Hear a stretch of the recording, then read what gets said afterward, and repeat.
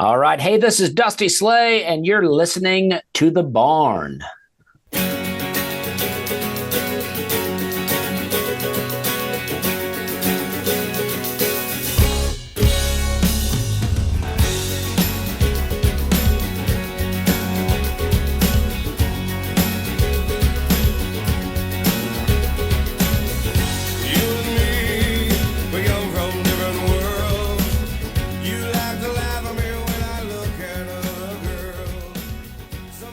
Hi, and welcome to The Barn, live from the Barn studio. You got the Mox here, and I'm joined online right now with stand-up comedian, podcaster, a little bit of everything, Dusty Slay. Dusty, how are you, man? All right, we're having a good time. We are definitely having a good time, and we're going to be having a good time this weekend in Kansas City at the Kansas City Funny Bone. Now, I will say there's only one show you're playing for, and there's only one that isn't sold out yet. That's right. Actually, we only had 3 in the beginning, and they all sold out. So we decided to add a 4th show just in case there's anybody else that wants to come. We want them to be able to see the show. Absolutely. Good for you. And that's August 9th and 10th, Kansas City Funny Bone. And you have 7 o'clock shows and 10 o'clock shows. And again, we only have one left. So if you're listening to this, you better go get those tickets before it gets sold out. Yeah, late show Friday, and they say that's the wildest show, and sometimes it can be. So you may want to get in on this action. This is a little bit smaller setting than I think you're maybe used to. The last time you were in our area was in St. Louis at the Factory, which I think holds like 3,000 people or so. So why the smaller venue this time around? Well, I am new to doing theaters, for the most part. I'm just getting into that this year. And I've been coming to the Kansas City, what used to be the Improv, now the Funny Bone, for a long time. So I just think in some of these areas we're moving to theaters, and some we're just, sticking with what we normally do. And I like this club. I not that I don't like all the club. Well, I don't like all of them, but I do like this one. And so I hate to leave it. How does the Midwest treat you? I think I do really well in the Midwest. I think in some ways, I did better when I was doing more trailer park and tornado jokes. But not that I'm not doing well, but those jokes were always a hit. But no, my set now, I got a completely new hour from the Netflix. So if you've watched my Netflix special, Workin Man, you don't have to worry about there being repeat jokes. I got a whole new hour. I don't know if I have any trailer park jokes, but eventually more will come. How much of your comedy would you say is relatable to some of those markets that we're talking about, the Midwest, South, obviously? I think of your comedy and I think of it as, what I enjoy about it. I'm sort of a country boy myself, right? So we live on some acres. I like to ride, our side by side around, go fishing, and all those things. And so much of your comedy is relatable to that sensibility in me. How much do you think that's true with the rest of your audience? I mean, I think I think it's almost relatable for everybody. It's like, even if you don't live in that setting or didn't grow up in that setting, you probably have been around people that are into it. And I don't know, even people that live in these big cities, like say I do Portland, Oregon. You don't think of Portland as this place where people will be doing that sort of stuff. But outside of the city in Oregon, that's exactly what people are doing, and that's true for everywhere. It's like, I think about New York City. It's this it's this gigantic city, the biggest city in the country. But if you look at it in comparison to New York State, it's a tiny little tip. And the rest of the state is just rednecks riding around on 4-wheelers, hunting and fishing, and and I love that. I love that about this country. You're also on the host of We're Having a Good Time podcast. And I want to bring up something that you guys posted recently. That if we're talking about relatability, totally for me. And that's your love of cutting grass. Oh, yeah. Cutting your own grass and not cutting someone else's. And it's almost that thing of like, I am choosing to cut my grass, but if you make me, then I'm not going to like it as much. Yeah, I think so. Sometimes I think that, I'd like to work in lawn care as a hobby, but I'm like, you know what? I don't know. Like when I cut my grass, if I get tired and I want to stop, I can just stop midway through. I don't have a schedule to keep. Even if I don't finish cutting the grass, it's not a big deal. Sometimes I give my yard a little bit of a mullet cut. I'll cut the front yard just so the neighborhood doesn't look bad, but I let the backyard go wild. It's a party out back. Two things that made me think about is, men, we're stubborn, so we won't go to therapy, but I'll cut my grass 3 times a week, even when it doesn't need it, right? Yeah, I'll that's get out on exactly that right. And the other thing is, like, I'm in a bad situation here, and tell me what you think about this. I'm in between two people that are retired, two guys that are retired.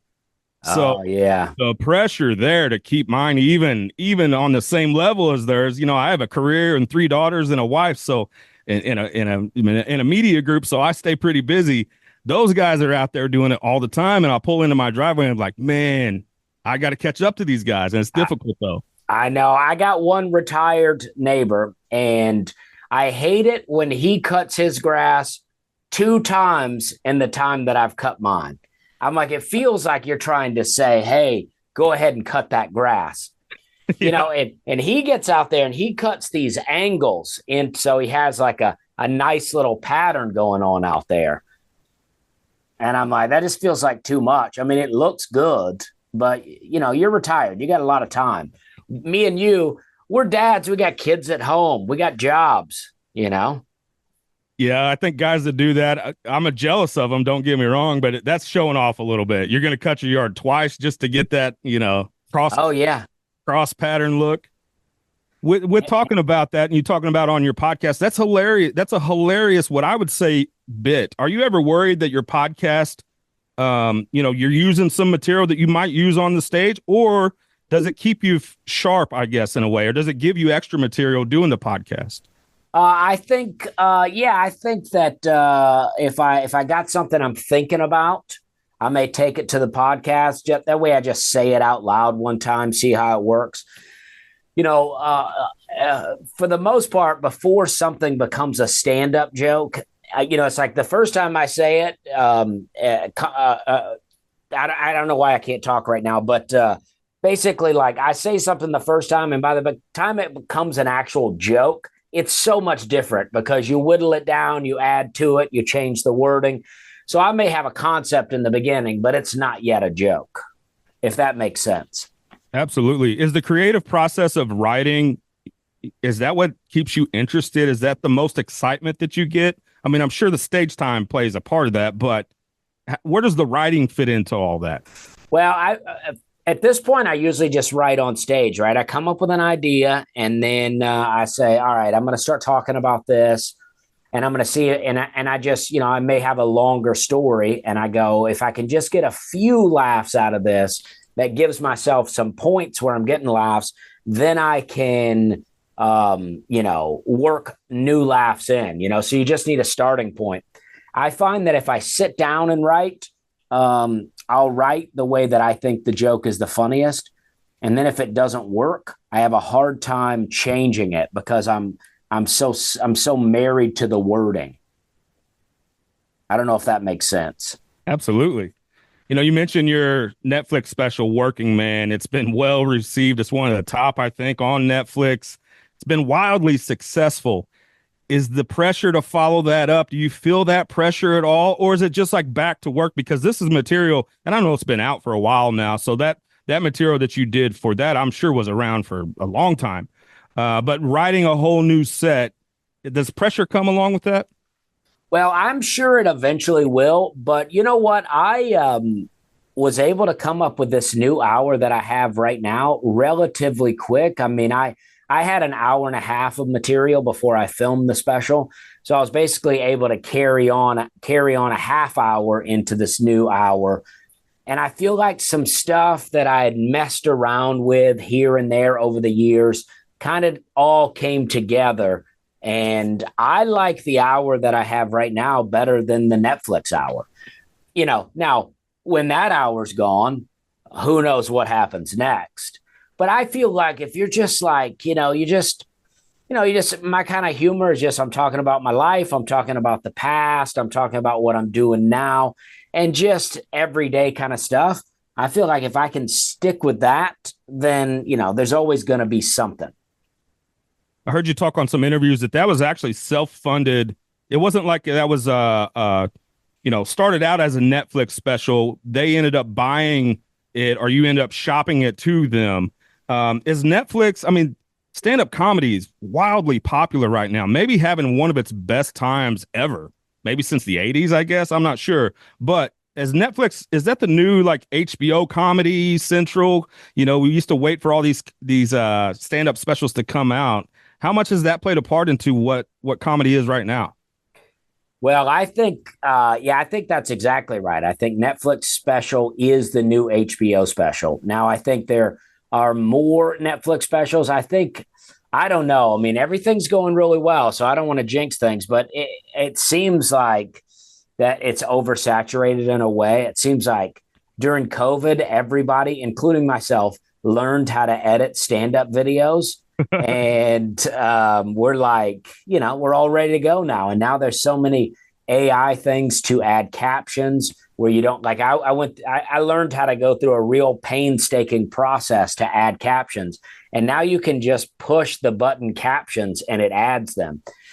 So, I don't know. So I think, having a Netflix special says, hey, this guy is recognized by the industry, and it gives you kind of a stamp of approval. That's what I think. Is it some kind of contract? Will your next special be with Netflix, or is that yet to be determined?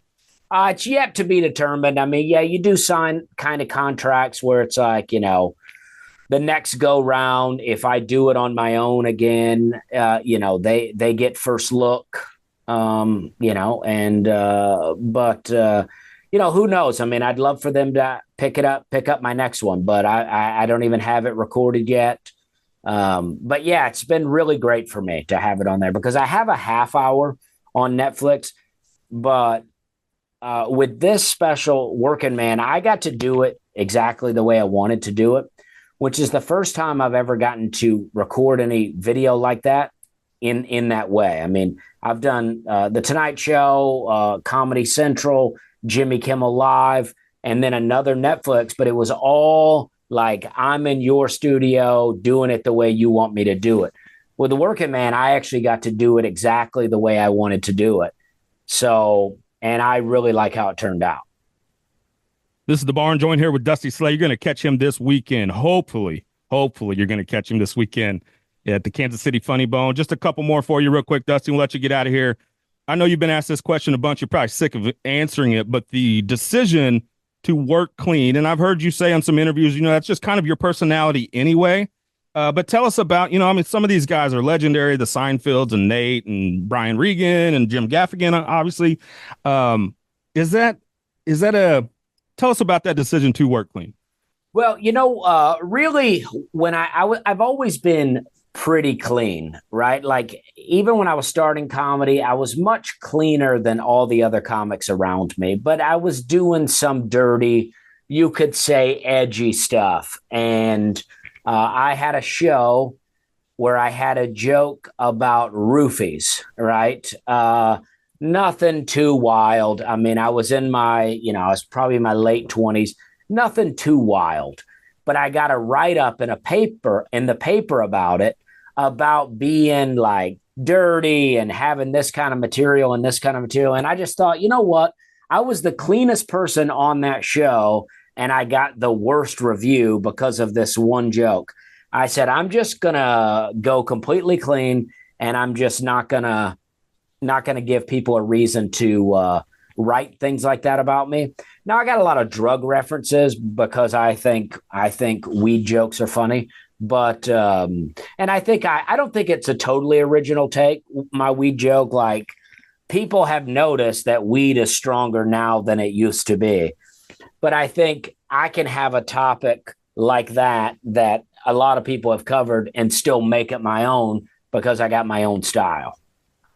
Like Cat Williams has a joke about, regular weed. And I'm like, we're talking about the same subject, but our jokes are nothing alike. We mentioned Nate. Know that he's a buddy of yours. You guys have played together quite a bit. He's one of the hottest comedians out right now. What about his comedy do you think makes him so special and so appealing to a wide fan base? Well, I mean, well, Nate's very funny for one. It's like there's a lot of things you could say about Nate, but it's like he's very funny. There all the other things I feel like you could say about Nate, you could say about a lot of people, right? He's squeaky clean. He's a nice guy, and he talks a lot about family stuff, and all of that is very relatable to people. But a lot of people do that. The thing that Nate has is he's also very uniquely funny. And no one has a style like Nate. No. And I like to think these things about myself too, in the sense that nobody's doing comedy the way I'm doing it. Not that I'm better or worse. I'm just saying I got my own original style.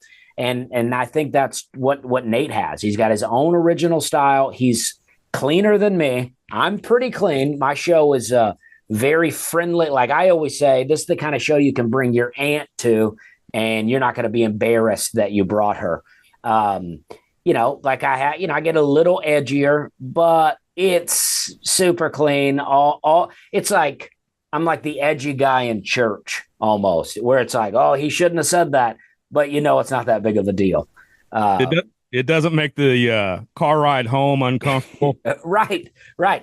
And that's and Nate, does that to an extreme where he has, a lot of young kids that come to a show because, it is very clean.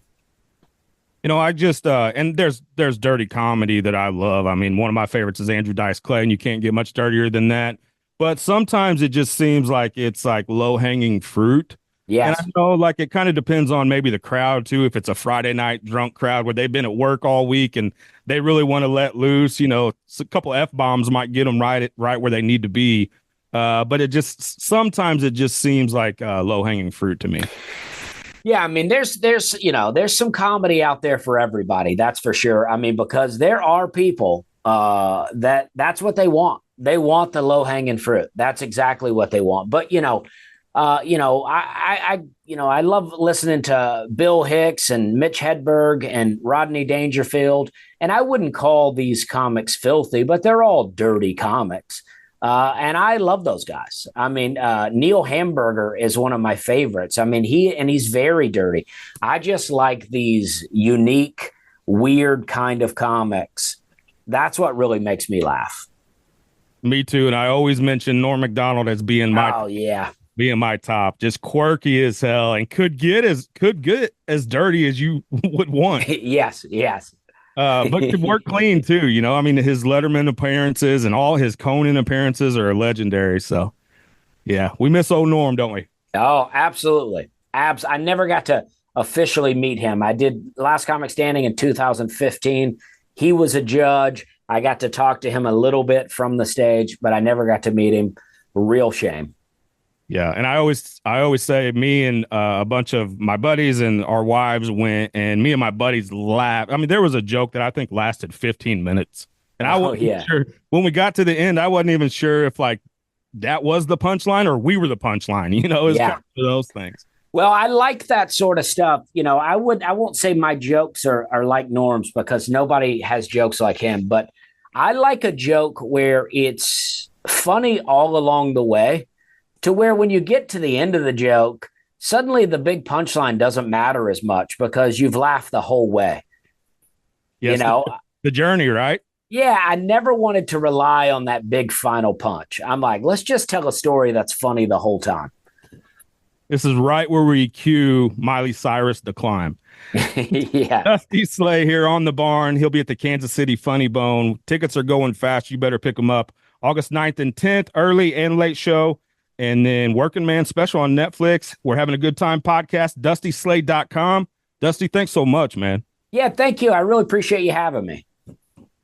Hey, and we're having a good time. All right. We are having a good time. All right, man. Thanks. Thank you.